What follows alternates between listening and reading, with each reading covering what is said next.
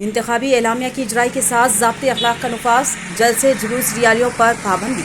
मोहतरम नाज़रीन नादाब, जी today news में आप सभी का खैर मकदम है। जिला कलेक्टर राजीव गांधी हनुमंतु और police commissioner Kalmeshwar Singh noir ने अहदेदारों के हमरा एक प्रेस कॉन्फ्रेंस मुनक्किद की और सहाफ़ियों से बातचीत करते हुए बताया कि जिले में ज़ाब्ते अखलाक नाफिज हो चुका है। इंतखाबी एलामिया की इजराई के साथ ही जिले में ज़ाब्ते अखलाक की अमलावरी शुरू हो चुकी है और 6 जून तक ये जारी रहेगी। उन्होंने बताया कि 18 अप्रैल के रोज़ एलामिया की इजराई होगी और 25 अप्रैल से पर्चा नामजदगी हासिल की जाएगी।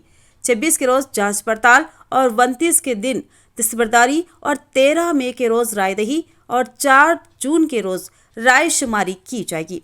जिला कलेक्टर राजीव गांधी हनुमंतु ने मजीद बताया कि 2019 में राय शुमारी क्रिश्चियन मेडिकल कॉलेज डिचपल्ली में की गई थी। इस साल भी निजामाबाद जिले के 6 असम्बली हलके के अलावा जगतियाल जिले के कोरटला जगतियाल की राय शुमारी भी क्रिश्चियन मेडिकल कॉलेज में की जाएगी। 2019 में जगतियाल जिला के कोरटला और जगतियाल की राय शुमारी जगतियाल में की गई थी, लेकिन इस मरतबा मुकम्मल रायदही की जा रही है। ज़ाब्ते अखलाक के नफाज के बाद किसी किस्म के जलसे जुलूस रियालियाँ नहीं की जा सकती है। इस पर पाबंदी आयद की गई है। जलसों के लिए बिलखसूस इंतखाबी जलसों के लिए कबल इजाज़त लेना ज़रूरी है। बादशाह police commissioner Kalmeshwar Singh noir ने बताया कि ज़िले में हसास मुकामात पर खुसूसी निगाह रखते हुए ज़ायद फोर्सेस तैनात की जा रही है और 18 चेक पोस्ट कायम किए गए हैं।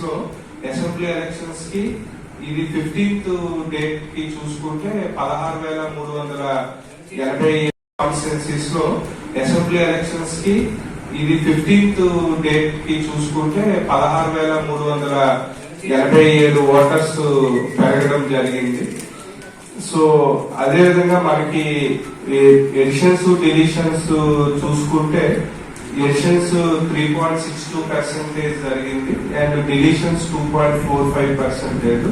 సో నెట్ ఇంక్రీజ్ అనేది 1.17% జరిగింది. సో మనకి ఈపీ రేషియో కంపేర్ చేసుకుంటే ఇప్పుడు మనకి అంటే ఎలక్టార్స్ టు పాపులేషన్ మనకి ప్రొజెక్టెడ్ పాపులేషన్ కి ఎంతమంది ఓటర్స్ అనేది ఈపీ రేషియో ఉంటుంది. సో ఈపీ రేషియో చూసుకుంటే 1000 పాపులేషన్ కి మనకి అసెంబ్లీ ఎలక్షన్ టైం కి 722 ఓటర్స్ ఉంటే ఇప్పుడు మనకి 728 ఓటర్స్ ఇంక్రీజ్ అనేది జరిగింది. సో అదే విధంగా మనకి లాస్ట్ ఎలక్షన్స్ లో మనము జెండర్ రేషియో చూసుకుంటే సో మేలు ఫీమేల్ రేషియో చూసుకుంటే 1109 ఉండేవాళ్ళు అసెంబ్లీ ఎలక్షన్స్ కి. సో ఇప్పుడు చూసుకుంటే 1119.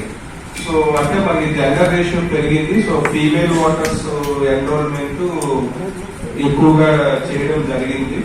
సో మనకి లాస్ట్ అసెంబ్లీ ఎలక్షన్ లో కూడా ఓట్ ఫ్రమ్ హోమ్ అనే కాన్సెప్ట్ అనేది మనము election commission of India instructions ప్రకారంగా ఓట్ ఫ్రమ్ హోమ్ అనేది కూడా మనము ప్రతి ఇంటికి వెళ్ళి పీడబ్ల్యూడి ఓటర్స్ సో అప్పుడు 80+ 80 సంవత్సరాలు నిండిన వాళ్ళు ఎవరైతే ఆఫ్ చేసుకున్నారో ఫామ్ 40D ప్రకారంగా వాళ్ళకి మనము పోలింగ్ పార్టీస్ ఫామ్ చేసి వాళ్ళ ఇంటికి వెళ్ళి అక్కడ ఓటు హక్కు వినియోగించుకునే విధంగా చర్యలు తీసుకోవడం జరిగింది.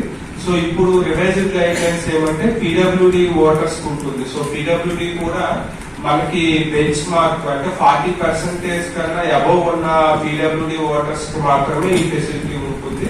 సో లాస్ట్ అసెంబ్లీ ఎలక్షన్స్ లో 80 సంవత్సరాలు నిండిన వాళ్ళకి ఈ ఓట్ ఫ్రమ్ హోమ్ ఫెసిలిటీ అనేది మనము కల్పించడం జరిగింది. బట్ ఇప్పుడు పార్లమెంట్ ఎలక్షన్స్ కి అది 85 ఇయర్స్ అంటే 85 ఇయర్స్ ని మనకి మాడిఫై చేయడం జరిగింది. సో ఆ ఫిగర్స్ చూసుకుంటే మన 6 కాన్స్టిట్యుయెన్సీలో ఇప్పుడు పీడబ్ల్యూడి ఓటర్స్ 24,220 మంది పీడబ్ల్యూడి ఓటర్స్ ఉన్నారు. సో ఈ పీడబ్ల్యూడి ఓటర్స్ అంటే ఎనీ పర్సంటేజ్ అంటే 40% క్రాస్ అయిన వాళ్ళు కాకుండా మనకి ఎలక్టరల్ రోల్ లో